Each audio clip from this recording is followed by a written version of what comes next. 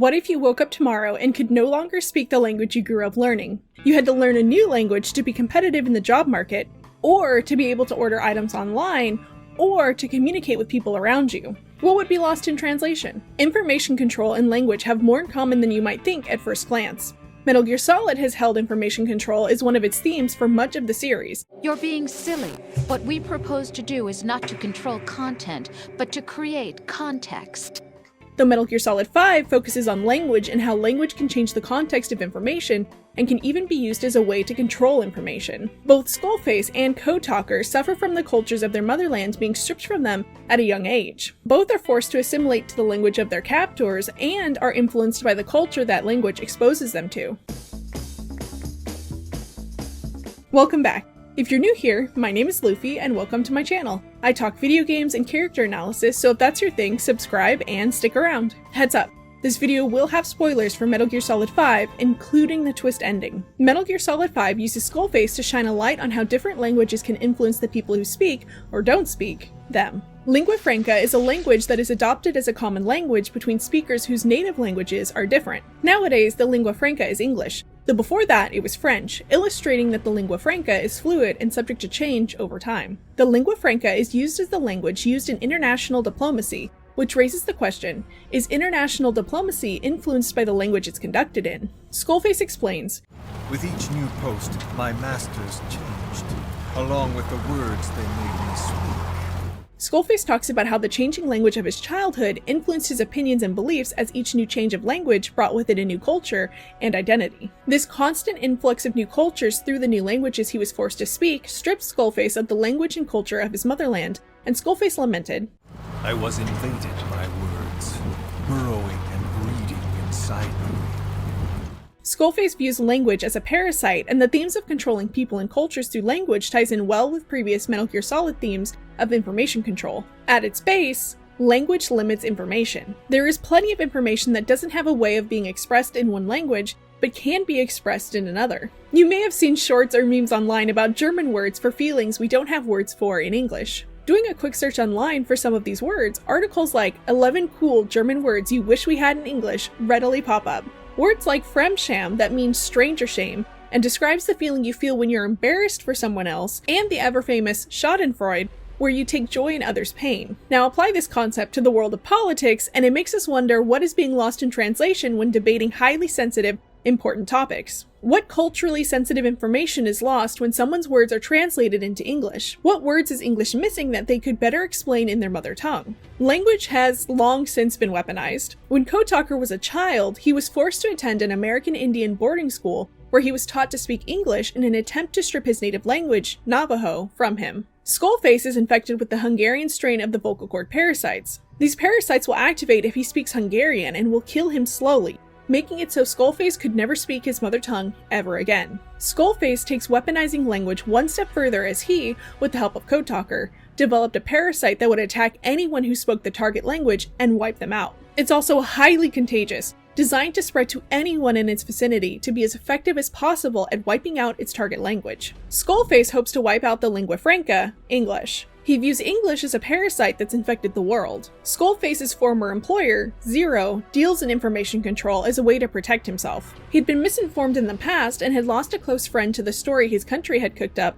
to cover their own mistakes, leaving Zero with the desire to control information himself. He designed systems to create context, though because his native language is English, all his systems were written in English.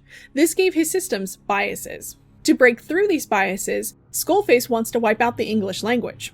Without English, a new lingua franca would be born, and to avoid the mistakes of the previous lingua franca, Skullface is determined to replace English with the language of nukes. Skullface tells Venom, "My metal gears shall be the thread by which all countries are bound together. In equality, every man will be forced to recognize his neighbor. People will swallow their pain. They will link lost hands. The world will become one. This war is peace." He feels that people will be united through hardship, and that hardship transcends any biases languages may perpetuate. Would this truly rid a multilingual world of the problems Skullface perceives it faces? Would information be more freely shared if all people shared the same language? Would people be more free to practice their cultures if the lingua franca was destroyed? Or would they be even more disconnected and disadvantaged? Who benefits from Skullface's language of nukes, other than himself, if anyone? What do you think? We took a poll here on YouTube asking, does language contribute to information control? And in a landslide, the majority of you voted yes, language does contribute to information control. I definitely agree. Language has always been used as a tool to control information. Language is purposefully used as a tool to obscure or control. Like how KBX Band explained, code talkers in World War II were invaluable as being able to transcribe information so the enemy couldn't decode it. Language is one of many powerful weapons in a war. Information control through language can also be a lot more subtle, like when one language has a way to describe something that another language doesn't have the words to. Y'all had a lot of really great things to say about this topic, and it gave me a lot to think about. I haven't read 1984, but I've heard 1984 was a huge influence on MGS5. Old Snake 9520 explained that the party in 1984 quite literally tries to make a language called Newspeak,